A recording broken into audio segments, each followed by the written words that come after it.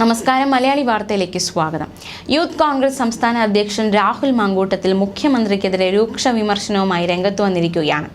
മരപ്പട്ടിയെക്കുറിച്ച് മുഖ്യമന്ത്രി നടത്തിയ വെളിപ്പെടുത്തലുകൾ അതിന്റെ അടിസ്ഥാനത്തിലാണ് ഇപ്പോൾ രാഹുൽ മാങ്കൂട്ടത്തിൽ വിമർശനം ഉന്നയിച്ചിരിക്കുന്നത്.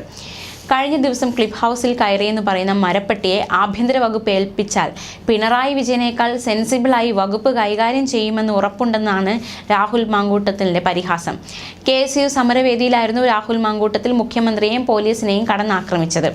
കഴിഞ്ഞ ദിവസമായിരുന്നു മുഖ്യമന്ത്രി പറഞ്ഞത് ക്ലിഫ് ഹൗസിനകത്ത് ഒരു മരപ്പട്ടി നിരന്തരം ശല്യമുണ്ടാക്കുകയാണെന്ന്. ഒരു മരപ്പട്ടിയെ പിടിച്ച് കേരളത്തിൻ്റെ ആഭ്യന്തര വകുപ്പ് ഏൽപ്പിച്ചാൽ വിജയൻ ചെയ്യുന്നതിനേക്കാൾ സെൻസിബിളായിട്ടായിരിക്കും ആ മരപ്പട്ടി കേരളത്തിൻ്റെ ആഭ്യന്തര വകുപ്പ് കൈയാളുക എന്ന കാര്യത്തിൽ തർക്കമൊന്നുമില്ല എന്ന് രാഹുൽ മാങ്കൂട്ടത്തിൽ പറഞ്ഞു.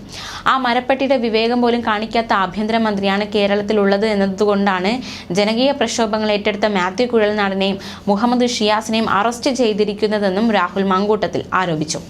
മാത്യു കുഴൽനാടനെയും മുഹമ്മദ് ഷിയാസിനെയും അറസ്റ്റ് ചെയ്താൽ വിരണ്ടു പോകുന്നവരല്ല കോൺഗ്രസ്സുകാരെന്നും സിദ്ധാർത്ഥന്റെ മരണത്തിൽ CBI അന്വേഷണം ആവശ്യപ്പെട്ടാണ് ഞങ്ങൾ സമരം ചെയ്യുന്നതെന്നും രാഹുൽ മാങ്കൂട്ടത്തിൽ പറഞ്ഞു. ഈ സമരപ്പന്തലിലും വരും ദിവസങ്ങളിൽ വിജയന്റെ പോലീസ് കയറുമെന്ന് ഞങ്ങൾക്കറിയാം. അങ്ങനെ സമരപ്പന്തലിൽ പോലീസ് കയറിയാൽ അതിനപ്പുറം 1000 സമരം ചെയ്യാൻ പ്രാപ്തിയുള്ള സംഘടനയാണ് ഞങ്ങളുടേതെന്നും രാഹുൽ മാങ്കൂട്ടത്തിൽ പറഞ്ഞു. അതേസമയം മരപ്പട്ടി ശല്യത്തെക്കുറിച്ച് മുഖ്യമന്ത്രി പറഞ്ഞത് ഇപ്രകാരമായിരുന്നു. വലിയ സൗകര്യങ്ങളോട് കൂടെ താമസിക്കുന്നവരാണ് മന്ത്രിമാർ എന്നാണല്ലോ സാധാരണ ജനങ്ങളൊക്കെ കണക്കാക്കുന്നത്. ആ മന്ത്രിമാർ താമസിക്കുന്ന ചില വീടുകളുടെ അവസ്ഥ എന്താണ്? രാവിലെ ഇടേണ്ട ഷർട്ടൊക്കെ ഇസ്തിരിയിട്ട് വെച്ചുവെന്ന് വിചാരിക്കുക. കുറച്ച് കഴിയുമ്പോൾ അതിൻ്റെ മേൽ വെള്ളം വീഴും. ഏതാ വെള്ളം? മരപ്പട്ടി മൂത്രമൊഴിച്ച വെള്ളം. മരപ്പട്ടി മൂത്രം വീഴുമെന്നതിനാൽ വെള്ളം അടച്ചു തന്നെ വച്ചിരിക്കുകയാണ്.